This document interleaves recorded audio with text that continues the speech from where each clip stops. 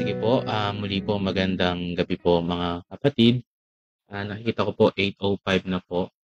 Siguro po tayo po ay mag-start na din po sa atin pong online Bible study. Bagamat po meron pong ilan pa pong mga kapatid na wala pa po sa atin pong Google Meet, tayo po ay dagdagan po ang ating pong pag-aawitan nang sa gayon po ay makahabol po yung ating pong mga kapatid. At bilang ating pong opening song, awitin po natin yung Palasyo sa Kaitaasan.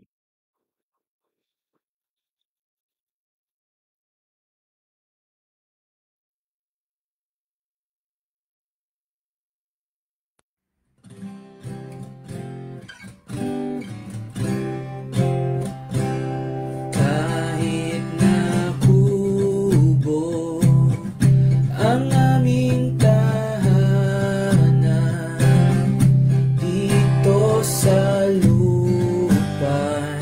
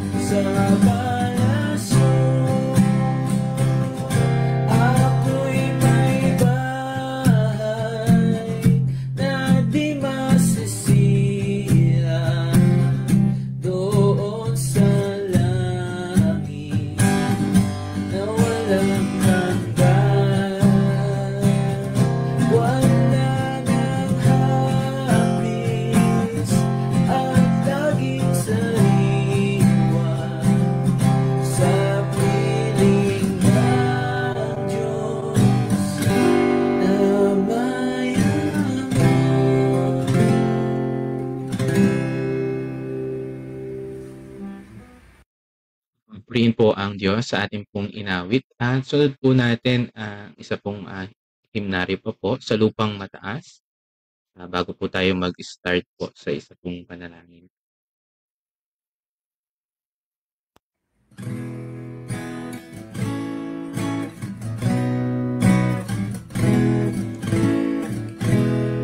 Buhay ko'y umaakyat bawat araw, isang taas, dalangin ko'y walang likas. Diyos sa langit ay ilipat, buhatin mo at itatag ang paa ko sa mataas, kaysa kahapon na tuklas, hanggang sa langit tumaas.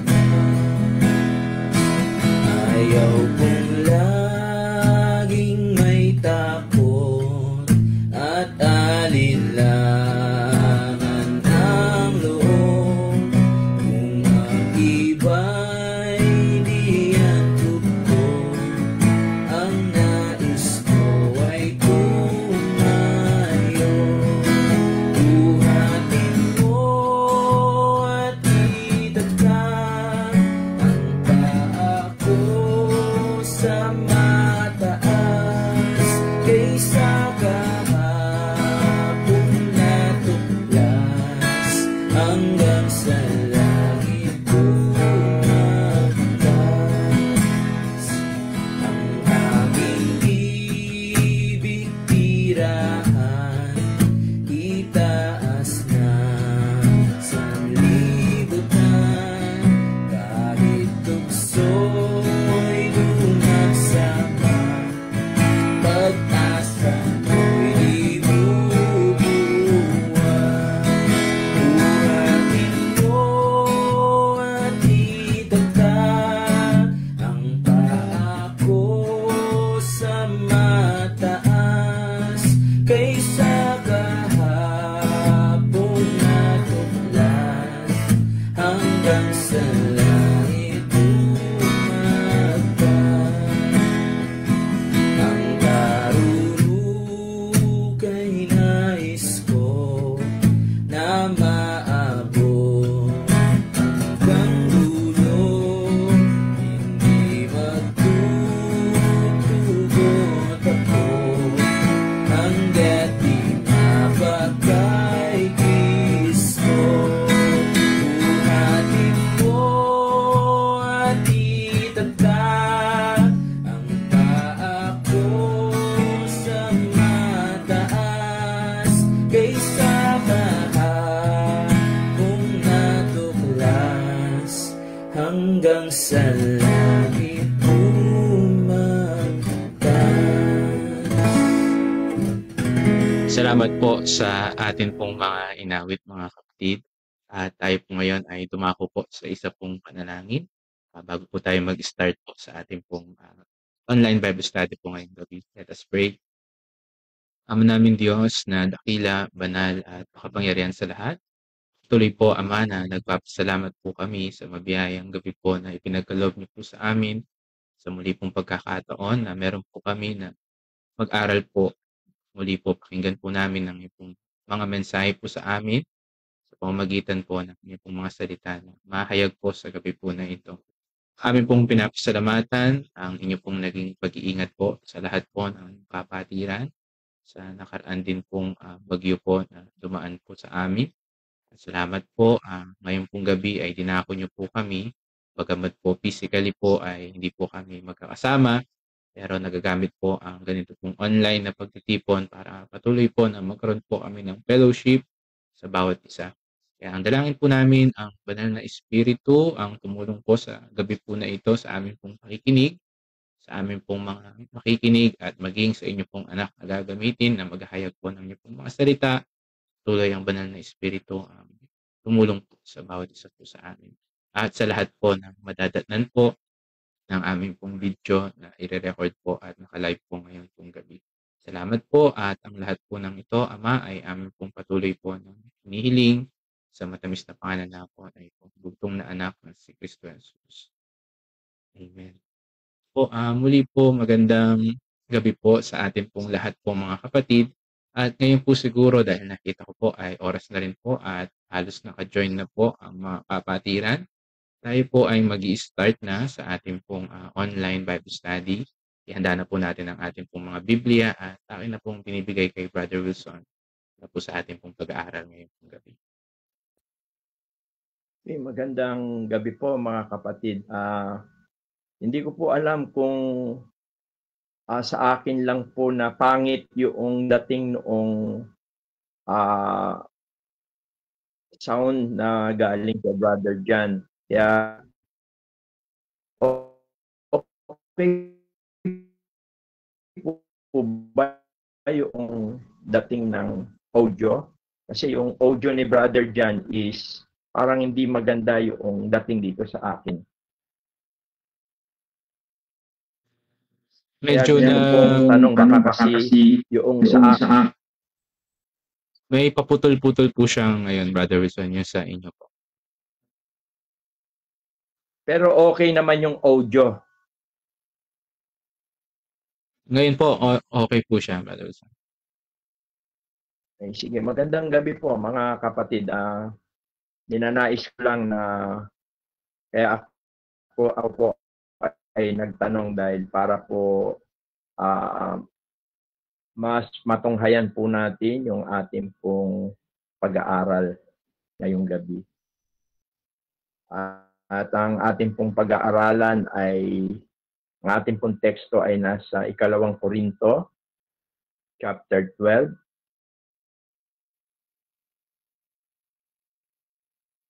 At babasahin ko po ito pong verse 9 and 10.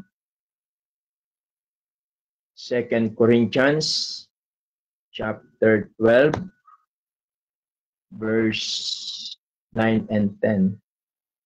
At ganito po ang ating mababasa. At siya'y nagsabi sa akin, ang aking biyaya ay sapat na sa iyo, sapagkat ang aking kapangyarihan ay naging sakdal sa kahinaan. Kaya't bagkus akong magmamapuri na may malaking galak sa aking kahinaan upang manahan nawa sa akin ang kapangyarihan ni Kristo. Verse 10. Kaya nga ako'y nagagalak sa mga kahinaan, sa pagkaapi, sa mga pangangailangan, sa mga pagkakausig, sa mga dahil kay Kristo, sapagkat pagka ako'y mahina, ako nga'y malakas. Pag Diyos ang kanyang mga salita at tayo po ay muling manalangin. Ama, salamat po sa patuloy na pangunguna niyo po sa amin. Salamat po. Itinuturing po naming isang biyaya ang kami po ay makapagpatuloy sa iyong mga gawain bilang isang lokal na iglesia sa Valenzuela Christian Church. Sa kabila po na physically kami po ay magkakalayo, ay patuloy po na pinag-iisa mo kami sa ganito pong pamamaraan. Nawa po ay patuloy na sa ganito pong pagpapatuloy po namin ay patuloy na maluwalhati po namin ang iyong banal na pangalan. At lalo tigit ay mapagpala mo po kami mula sa iyong mga salita. Dalangin po namin ang iyong pagpapala sa bawat tahanan at sa bawat isa po at sa bawat madadatnan po ng aming pag-aaral na ito. Ang lahat po ng ito ay aming pong samod dalangin sa makapangyarihang pangalan po ng iyong bugtong na anak na si Jesus. Amen. Sa mga nagdaang pong pag-aaral natin, tinatalakay po natin yung may kinalaman po sa ating yung ating bagong buhay na kaloob ng Diyos sa pangyarihan ng Espiritu. Espiritu Santo. Yung New Life po ay isa po ito na tanda na tayo sa Panginoong Yesu Kristo at nananahan sa atin ang Espiritu Santo at sa kanyang kapangyarihan tayo ay makapamuhay ng bago o na ayon sa kalooban ng Diyos. At sa ating pamumuhay kung minsan ay tinatawag na struggle, mayroong pakikipagbunyi o pakikipagbaka. Spiritually po yun. At kung minsan ay ang nagiging suliranin natin, bagamat sa kalooban natin ay gusto nating mamuhay ng bago, ng nakalulugod sa Panginoon. Kaya lang kung minsan po ay mayroon tayong mga tinatawag na kahinaan or weakness. Biblically speaking po, yung mga weakness o yung kahinaan, ito po kung minsan ang madalas na nagdadala sa atin para subayin natin ang kalooban ng Diyos o para mahulog tayo sa ating mga o sa pagkakasala.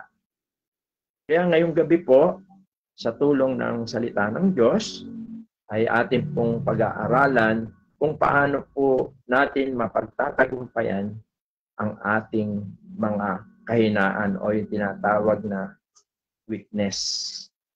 Dito po sa bahagi ng ating binasa sa 2 Corinthians 12, ang Panginoon ay nangusap kay Apostol Pablo sa kabila ng maraming mga kamanghamanghang mga katuruan, pangitain o mga revelation na ipinahayag sa kanya ang Panginoon, ay binigyan siya ng karamdaman na kahit na ilang beses niya itong ipanalangin, ay ito ay hindi nawawala. At ayon dito, sabi sa verse 8, kahit na 3 panalangin na ilayo sa kanya ang karamdaman na ito, ay hindi ito nawawala. Subalit nangusap ang Panginoon sa kanya, ang sabi, at siya'y nagsabi sa akin, maliwanag ang tinutukoy niya ay ang ating Panginoon, ang nangusap sa kanya. Hindi ko alam kung in what way, in what manner, na nangusap ang Panginoong Diyos sa kanya. Ang mahalaga, ang sabi ng Panginoon, ang aking biyaya ay sapat na sa iyo. At ang aking kapangyarihan ay nagiging sakdal sa kahinaan. Kaya't bagkus akong magmamapuri na may malaking galak sa aking kahinaan upang manahan nawa sa akin ang kapangyarihan ni Kristo. Ang mga kahinaan po natin, nanggapin po natin ang Panginoon, ay naririyan na po yan. Kaya mahalaga na para mapagtagumpayan ang kahinaan, una, napakahalaga yung bagay na ito. Maintindihan mo bakit gawa mo ang kahinaan na ito o bakit hindi mo itlubusang napagtatagumpayan. Ayon dito sa sinasabi ni Pablo, ang sabi niya, ang sabi ng Panginoon sa kanya, una, sapat, sufficient. Ginamit yung salitang, my grace is sufficient. Ang ibig sabihin po nito ay ito ay hindi nagkukulang, ay patuloy na mararanasan. Pagka sinabing sufficient, ito ay sapat. Kaya nga ginamit sa Tagalog yung salitang sapat. Ang sabi niya, sapat ito, sabi niya sa iyo. Dahil sapagkat ang aking kapangyarihan, sabi ng Panginoon kay Apostol Pablo, sapagkat ang aking kapangyarihan ay nagiging sakdal sa kahinaan. Maganda po na makita po natin yun. Una, ipinapakita po ng mga katoliko ito na in our own strength, in our own capacity, in our own way, ay hindi po tayo magtatagumpay. Ito ang isang katotohanan at dapat natin itong tanggapin na tayo po ay mahina. Sapagkat ang kahinaan natin ay nagpapakita naman sa kasakdalan at kasaganaan ng kapangyarihan ng ating Panginoon. Ayon ang ibig sabihin ni Pablo, nang sabihin sa kanya ng Panginoon na sapat ang paglalay, sapat ang kanyang kalakasan na ipinagkakaloob sa atin, ay maunawaan natin na tayo na. Sapagkat hindi natin ma-overcome, hindi tayo magtatagumpay sa ating mga kahinaan hanggat inisip natin ay malakas.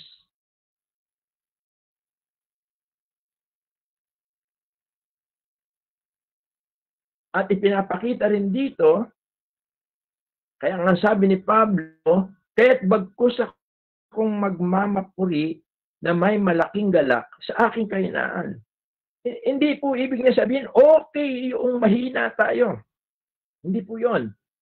Ang sinasabi ni Apostol Pablo rito, na siya ay nagmamapuri, nagpapasalamat, natutuwa, dahil siya ay mahina, sapagkat sa kabila ng kanyang kahinaan, nararanasan niya. Yun ang sinasabi ni Pablo po rito. Nararanasan niya ang kapangyarihan ni Kristo. At yun ang isa sa mga reason, isa sa mga katotohanan na tayo mahina. Subalit nandyan ang tulong, yung sufficient, yung grace of God, yung support, yung strength, yung lakas na pwede niyang ipagkaloob. Sapagkat tayo ay mahina, physically, emotionally, spiritually, sometimes circumstantial. Sa mga circumstansya tayo nagiging mahina. Madali tayong sumusuko, madali tayong sabihin na natin na madali tayong mag-give up, madali tayong ma-discourage. Kaya sinabi rin ni Pablo dito sa ating pinag-aaralan, dito sa verse 10, inulit niya, sabi niya, kaya nga ako'y nagagalak sa mga kahinaan, sa mga pagkaapi, sa mga pangangailangan, sa mga pagkakausig, sa mga paghihinagpis, dahil kay Kristo, sapagkat pagka ako'y mahina, ako nga'y malakas. Isa itong napakaganda po. Kaya napakahalaga noong makita natin yung ating kalagayan, makita natin yung ating sarili.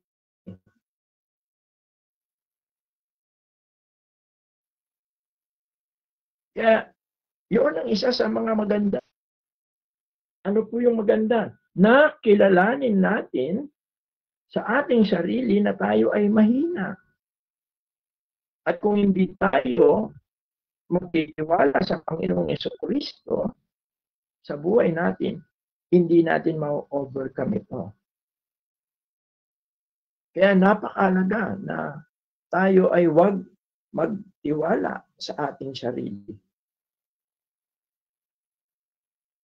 Ibig sabihin, huwag nating kunin sa ating sariling pamamaraan, sa ating mga sariling lakas, sapagkat tayo ay mapifail sa bagay. Para ma-overcome natin ang ating mga weaknesses, kailangan maunawaan muna natin ito. Likas na tayo mahina. We are weak. Spiritually, physically, and more strong emotionally, circumstantially. Madali tayong nahuhulog, napipil, natutokso. Kaya mahalaga na makita mo ang mga ito. Second, sa Romans chapter 8, verse 26.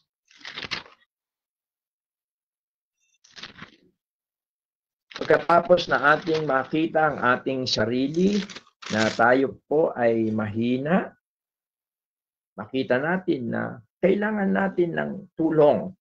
Yun ang mahalaga.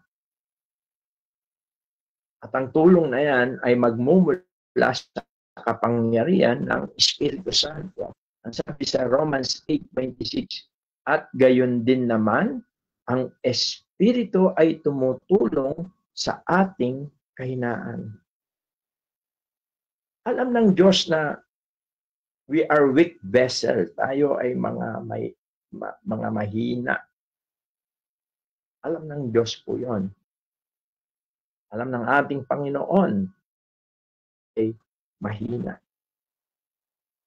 Kaya lang kung minsan tayo ayaw nating harapin yung katotohanan. Hindi natin alam na tayo mahina. Kaya yun yung most important thing. Accept and learn. Para ikaw ay ma-overcome mo yung kahinaan. Merong purpose ang bawat kahinaan natin na makita natin ang ating sarili na tayo mahina at kailangan natin ang Panginoon at kailangan natin ng patnubay ang tulong, yung salitang help. Ang sabi sa English dito po sa Romans 8:26, likewise, the Spirit also helpeth our infirmities. Yung ating mga defectiveness, yung ating mga kahinaan. Kailangan tayong magtiwala sa bagay na yon. Sapagkat ang biyaya ng Diyos, napakaliwanag dito sa ating pinag-aaralan. Siya yung magsusustain sa ating kalakasan. Kaya nga, sabi niya, babalikan ko yung sinabi niya, at siya nagsabi sa akin, ang aking biyaya ay sapat. Sufficient. Sufficient. God's grace sufficient to sustain and strengthen every believer. Kaya nga, meron tayong struggle.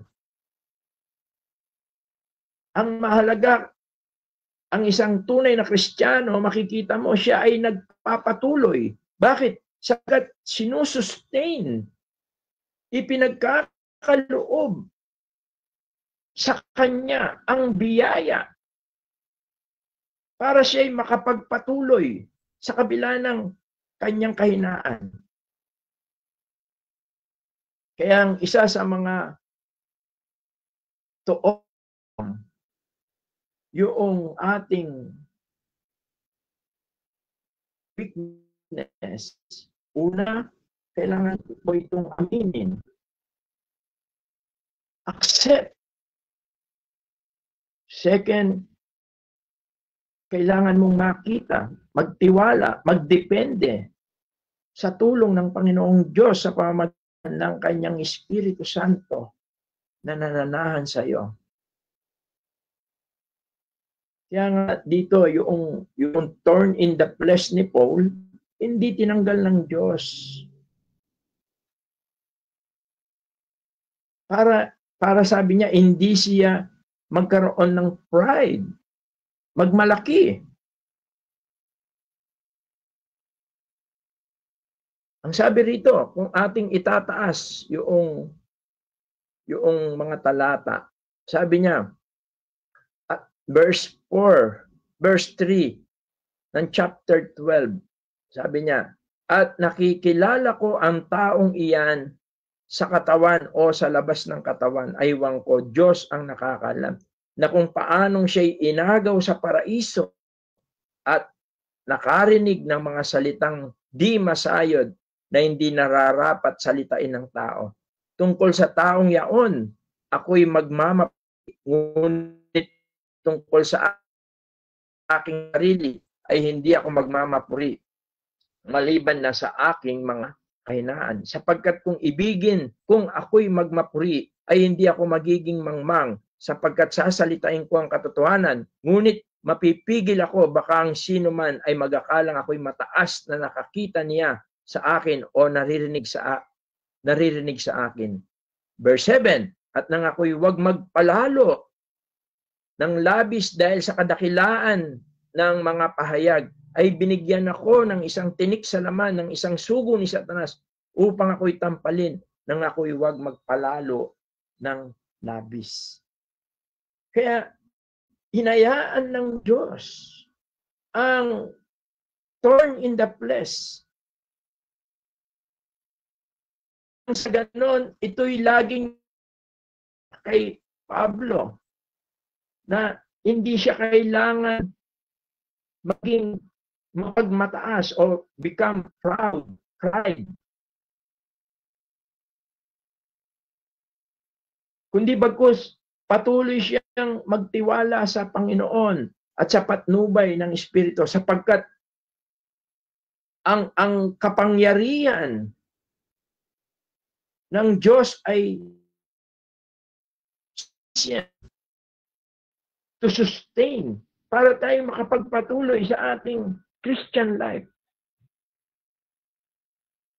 Kaya napakalaga po niyan. Una, tanggapin natin na tayo ay mahina. Pangalawa, tayo magtiwala sa Panginoong Diyos. Sapagkat sapat.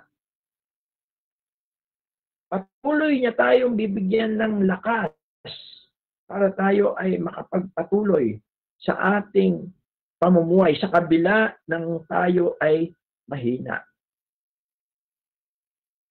At huwag nating hayaan na magkaroon tayo ng tinatawag na pride. Kundi bagkus, tignan natin ang ating sarili na mahina tayo.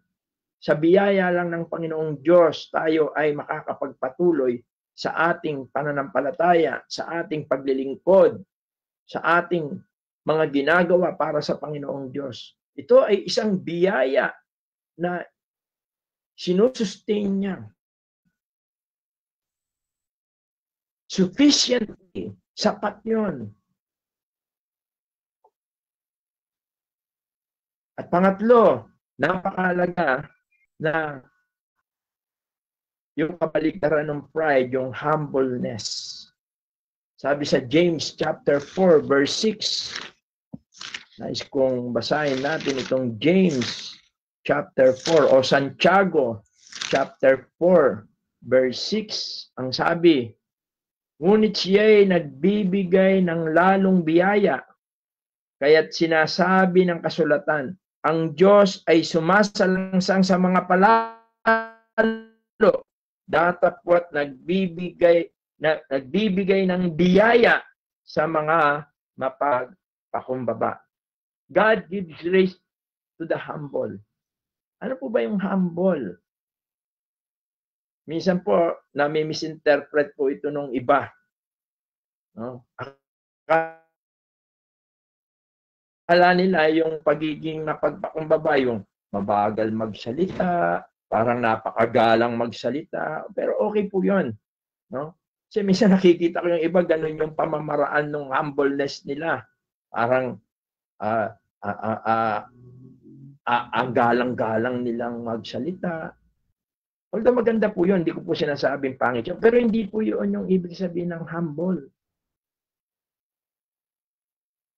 Ang humble po ay yung kinikilala mong ikaw ay mahina at ikaw ay lubos na nagtitiwala sa Panginoong Diyos. Kaya po yung kalakasan ay nagsisimula kapag tayo ay nagpapakumbaba at nagtitiwala sa Diyos. Kaya yung victory, yung overcoming, o yung pagtatagumpay sa kahinaan, hindi ito yung dahil malakas tayo. Hindi. Ang victory, dahil tayo ay nagpapasakop. Yun yung humbleness. Yung ikaw ay nagpapasakop sa Panginoong Diyos. Ano sabi ni Pablo sa Philippians chapter 4 verse 13? I can do all things through Christ. Hindi niya sinabing I can do all things because I'm strong. Hindi po. Sabi niya, I can do all things through Christ who strengthened me. Na nagpapalakas sa akin. Yun yung sinasabi ni Santiago na ang Diyos ay nagbibigay ng biyaya sa mga nagpapakumbaba. Subalit siya ay sumasalangsang sa mga mapagpalalo. Yung mapagpalalo rito, ito yung kinukuha nila sa sarili nilang kalakasan, sa sarili nilang pamamaraan, ang pamumuhay sa Christian life, maging sa paglilingkod. At yan ay nakikita ng Diyos. Kaya kung minsan hindi nagbubunga ang ating mga paglilingkod. At kung minsan ay malayo sa atin ang mga biyaya ng Diyos. Dahil kinukuha natin in our own strength. Humbleness means you accept that you are weak. At ikaw ay nagtitiwala, nagpapasakop. Yun yung humbleness. Yung submission. Yung surrendering. Yung pagsuko mo ng iyong buhay sa Panginoon. Yung pagsuko mo ng iyong mga kalooban sa Panginoon. Sabi nga ng Panginoong Yesus, not my will, but your will be done. At yun ang isang paraan to overcome yung pong ating mga kahinaan. Makikita mo ang mga pagtatagumpay na ito ay punong-puno ng pagtitiwala sa Panginoon. At ang pagtatagumpay sa mga kahinaan natin, hindi ito makukuha sa ating mga feelings or tinatawag na emotion. Isang kasi nangyayari po sa atin yon. Nadadala lang tayo ng ating emosyon. Ginagawa natin ang isang bagay dahil sa ating emosyon, dahil masaya tayo. Ginagawa natin ito. Hindi po. Dapat to overcome yung ating mga weakness, dapat yung ating ginagawa ay dahil sa pananampalataya. Sabi sa 2 Corinthians 5:7, sabi ni Paul, we walk by faith, not by sight. Ano po yung ibig sabihin nung lumalakad kami sa pamamagitan ng pananampalataya? Ibig sabihin po nito, dahil yung nararamdaman niya o kung ano yung nakikita niya, nakadepende siya sa mga bagay na ganon, kundi nakadepende siya sa mga salita ng Diyos, sa mga pangako ng Diyos, ano man ang sitwasyon niya. Yun, doon siya nakatingin. Yun yung we walk by faith,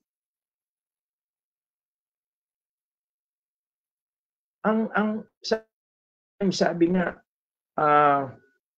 victory doesn't always feel. Minsan hindi po yung victory natin over our weakness, hindi yung parang nararamdaman mo.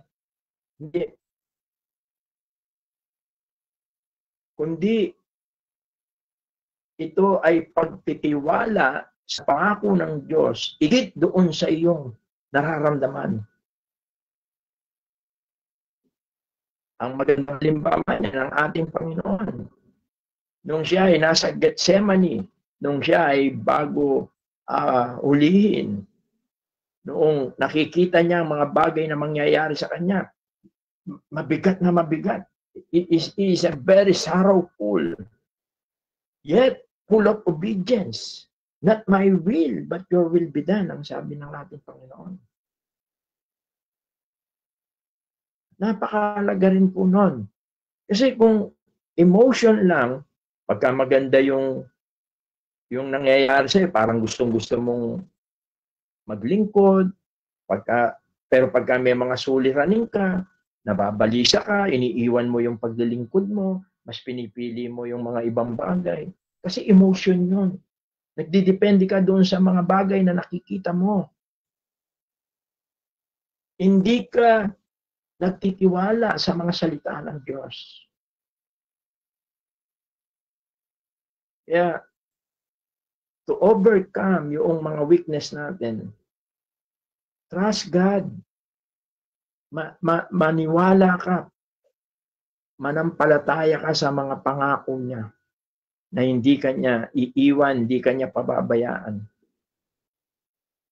Huwag sa mga sitwasyon mo.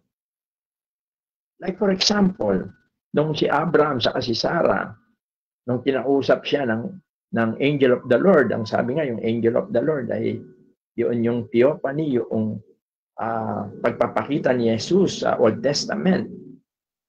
Pinangako niya, natawa si Sarah. Bakit? Kasi nakatingin siya sa sitwasyon. Matanda na nga naman sila. Paano pa silang magkakaanak? But the Lord promised na sila'y sa susunod na pagdalaw niya ay may anak na siya, magkakaanak sila.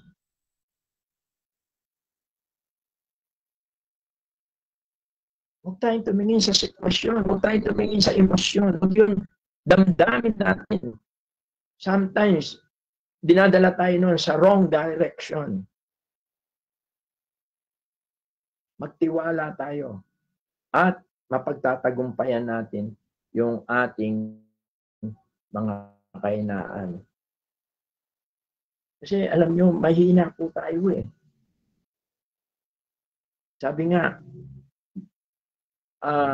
yung earthen vessel, no, sa 2 Corinthians 4:7. Ang sabi po rito sa 2 Corinthians 4:7. Hindi natin dapat pagtiwalaan yung ating sarili. Yun kasabihan sa atin na yung sariling diskarte natin. Sabi rito, ngunit taglay namin ang kayamanang ito sa mga sisidlang lupa, upang ang dakilang kalakhan ng kapangyarihan ay maging mula sa Diyos at huwag mula sa aming sarili. Sabi niya, but we have this treasure in earthen vessel. Yung tinatawag niya, ito pong ating mahina na katawan, ginamit na earthen vessel. Sabi niya, that the excellency of the power may be of God and not of us.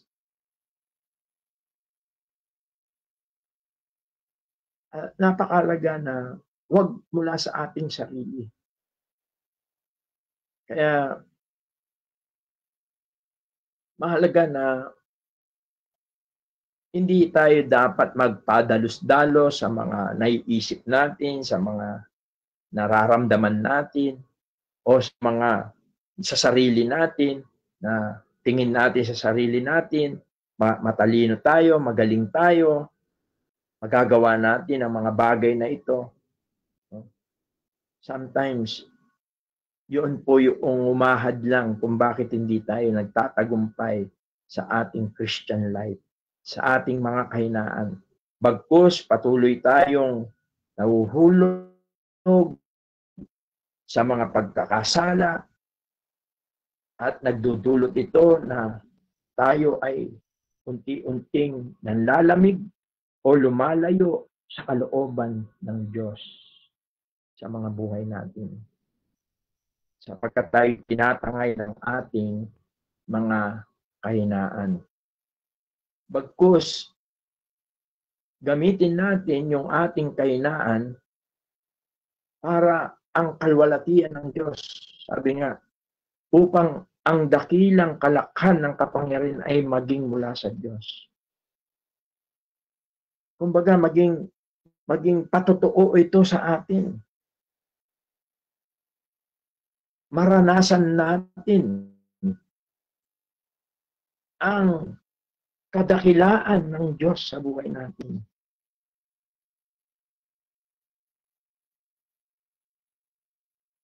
At itong kadakilaan ng Diyos na ito sa buhay natin, ito naman ay magiging patotoo natin sa iba, mga tao, maging sa mga kapatiran natin. Kaya hindi pagka mahina tayo ay susuko na tayo. Una, tanggapin natin na tayo mahina at kilalanin natin, kailangan natin ng Panginoong Diyos, kapangyarihan ng Kanyang Espiritu Santo, at hindi niya tayo pababayaan, isusustain niya ang lakas. Basta ang importante ay magtiwala tayo, magdepende tayo sa Diyos, hindi sa ating sarili, hindi sa mga bagay na nakikita natin, hindi rin sa ating mga damdamin. Sapagkat ang ating mga damdamin sometimes, it very deceivable, na masyadong nandadaya. No? Kundi bagkus tayo magtiwala sa mga salita ng Diyos at tayo magpakumbaba at hayaan natin gumawa ang Panginoong Diyos sa buhay natin. Kaya napakaganda ng sinabi ni Pablo. Dito na tayo magwawakas. Dito sa 2 Corinthians 12. Ito sa verse 10. Sabi ni Pablo, siguro basahin ko na lang yung pinaka last sentence niya. Sabi niya, for when I am weak, then I am strong. Ganda po. When I am strong. Paano po natin mararanasan na pagka tayo mahina, doon tayo nagiging malakas, no? Spiritually, doon tayo lalong nagagamit ng Diyos, doon tayo lalong nakapagbigay ng kalwalatian sa Diyos, doon tayo lalong pinagpapala ng Panginoong Diyos. Bakit po? Dahil alam mo kung bakit mahina ka. At tinatanggap mo na ikaw ay mahina. At ikaw ay nagpapakumbaba, nagtitiwala, nagpapasakop sa Panginoong Diyos at namumuhay ka ayon sa kanyang mga salita. Kaya sa kabila ng mga kahinaan po natin, we are all, dahil nasa katawan lupa tayo, we are all have own weakness. But like Paul, sabi niya, when I am weak, then I am strong. Kaya po, ngayong gabi po ay maganda po ay ating kilalanin, ating tignan kung saan po tayo mga bagay na mahina. At alam natin bakit binibigay ng Panginoong Diyos o bakit tayo mahina. Dahil we are all talaga po ay at ma-overcome natin, mapagtatagumpay natin, magiging pagpapala ang mga kahinaan na yan. Kung una, tatanggapin mo na ikaw ay mahina at ikaw ay magtitiwala sa Panginoon, magpapakumbaba, magpapasakop at lalakad sa kanyang mga salita at sa kanyang mga pangako. Sa kabila ng mga kahinaan na yan, sabi nga ni Paul, when I am weak, I am strong.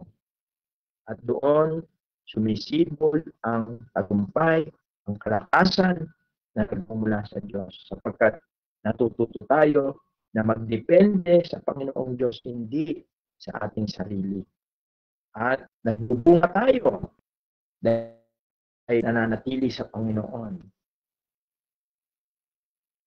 At pinagpapala tayo ng Panginoon, both physically, materially, spiritually, sapagkat tayo ay namumuhay at ayon sa kanyang palakasan na ibinibigay po sa atin.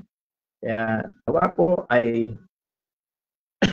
ang pag-aaral po na ito ay magkaroon ng pagninilay-nilay sa atin.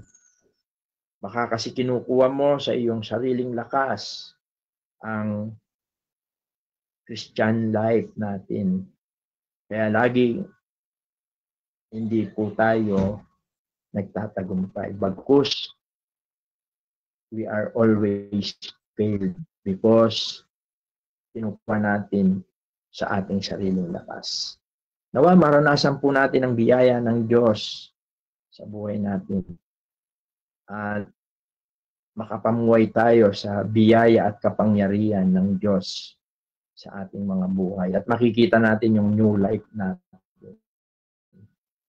Lalo tayo nagkakaroon ng assurance, nagiging matibay yung kaligtasan, nawawala yung pag-aalinlangan natin. Lalo tigit, nagbubunga yung ating buhay dahil sa kapangyarihan at biyaya ng Diyos na patuloy niyang ipinagkakaloob sa atin. Nawa po, ang bawat isa po ay maranasan po natin ang kapangyarihan ng Diyos sa mga buhay natin. At tandaan natin, pinili ng Diyos ang mga mahina para makita yung kanyang kalakasan. Pinili ng Diyos ang mga mamangmang para makita ang kanyang karunungan. Nawa, makita natin sa buhay natin, hindi ang mga sarili natin ang maitaas natin, kundi ang ating Panginoong Diyos na nagligtas, na nag-alay ng kanyang buhay para sa ating kaligtasan. Tayo manalangin. Ama, salamat po sa gabi pong ito.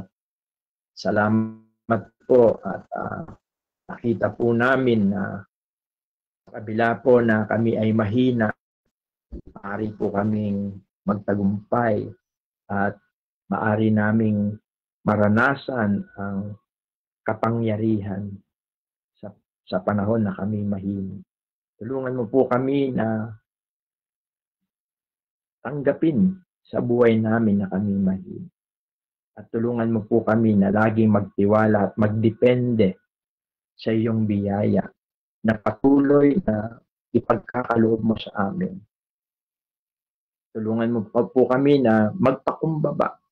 Huwag namin kunin sa aming sariling kalakasan ang mga bagay-bagay sa aming buhay. Kundi bagkus kami magpakumbaba at magtiwala at magpasakop sa iyong kapangyarihan, sa iyong kalooban. At mamuhay kami ayon sa iyong mga salita, hindi sa aming mga nararamdaman, naiisip. Salamat po. Naway ang bawat isa po ay maranasan ang kapangyarihan na nagmumula sa iyo, sapagkat ang makapamuhay po sa iyong kalooban, alam po namin ito na po yung pinaka-the best na maaari namin sa lupa. Ang lahat po ng ito, O Diyos, ay aming samot dalangin sa makapangyarihang pangalan po ng iyong bugtong na anak na si Jesus. Amen. Good evening. Yeah.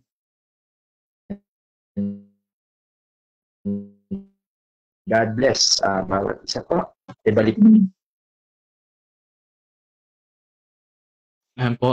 Salamat po sa Diyos, salamat po sa ating pong kapatid. At ngayon po ay tayo po ay nasa dako na po ng ating pong question and answer. Kung meron po tayong mga katanungan po sa ating pong pag-aralan po. At napakinggan po ngayong gabi ay malaya po ang bawat isa po sa atin na makipagtanong para po patuloy po na mabigyang linaw po kung meron pong mga ah, naging question po sa atin pong pakikinig po ngayon pong gabi. Po, welcome na po ang bawat isa po sa atin para po sa atin pong mga katanungan po mga kapatid.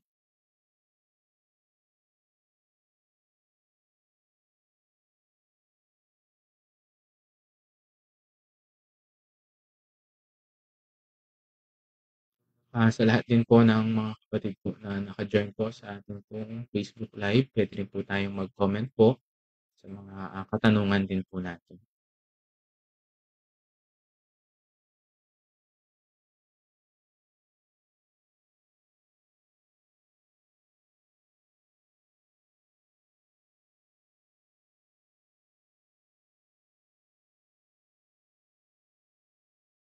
So po, last call po.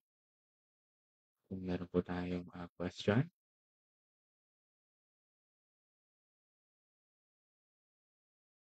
Okay po, marahil po yung ating pong silence po ay nagkakahulugan po na naging malinaw po ang ating pong pag-aaral at nawa ito po ay patuloy pong maging hamon po sa bawat isa po sa atin. Ito po yung may sa buhay po natin.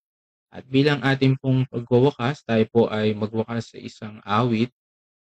Kung maaari po ay i-share po natin sa screen po natin yung kung inaalay ko ang lahat. At yung pong ating pong kapatid po na magko-close sa prayer po ay si Brother Jim. After po natin na umawit ay hilingin po natin kay Brother Jim na tayo po ay mag-close po sa isa pong prayer.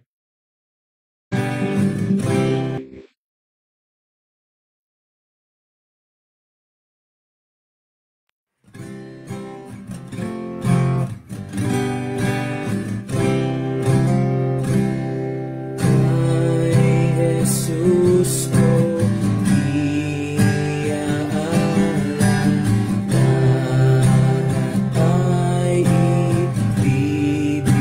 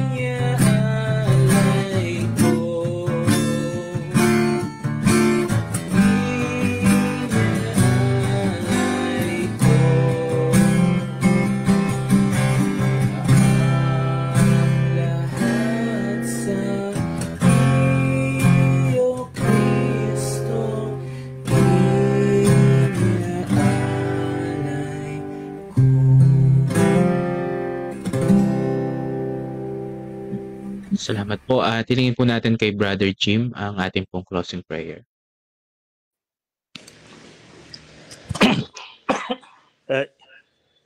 Tayo po ay manalangin. Ama na nasa langit, salamat po sa gabing ito na muling ipinagkaloob nyo sa amin na kami ay makapag-aral at makapakinig ng iyong mga salita. Bagamat kami ay magkakalayo, ay pinaglapit mo kami sa pamamagitan po ng internet. Salamat din po sa malagandang koneksyon na ipinagkaloob mo sa bawat isa upang patuloy na makapakinig ng iyong mga salita. At patuloy na itong aming mga natutunan at narinig ay patuloy na aming magamit sa aming pang-araw-araw na pamumuhay bilang mga magkakapatid sa iglesia. At salamat din po sa kapatid na yung ginamit na nagayag ng iyong mga salita. Patuloy na kayo po ang magbalik sa kanya ng pagpapala, maging sa kanyang pamilya, at patuloy na pagkaloob mo siya ng kalakasan ng katawan upang patuloy na magamit niya ang kanyang sarili magamit niya ito sa pagpapalaganap ng iyong mga salita. At sa amin pong mga nakinig at mga nakisalo sa pag-aaral ng iyong mga salita, kayo rin po ang magpala po sa amin at sa aming mga pamilya. Patuloy na ikaw po ang mauna sa amin sa aming mga pang-araw-araw na gawain. At patuloy, Ama, na ito po ay aming ipinagpapasalamat sa pangalalaman po ng iyong bugtong na anak na aming Panginoon Kristo. Amen. Thank you po at good evening po mga kapatid. God bless po. Good evening po. God bless. Good evening, Brother Jim. Good evening. Po. Good evening sa ating lahat. Good evening po. Tuloy po yung ating Bible study po. Okay.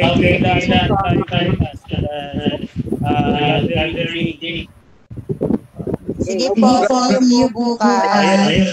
Ayan. Nag-confirm na si Sir. Ano oras tayo start? Mga 6 po. Kasi tatapusin daw yung children youth. Kinausap ko na yung presidente. Mga 6 tayo doon. Doon pa sa may nakaraan. Yung sarap ni Ate Hermie. Sige. Wala lang tayo para bukas. kasi ulan-ulan, di ba See you po. mag-student. Dapat ang See you po. E-bikes lang. God bless po sa opening bukas. Ayun. Thank you. Bye-bye po. Ingat po. Ano yan? Kay Sister Amanda. Kay Mandy. God bless po. Bye-bye po. See you po tomorrow. See you po. Bye-bye. Bye-bye sa lahat po. Ingat po, Bro Wilson, sa Pampanga.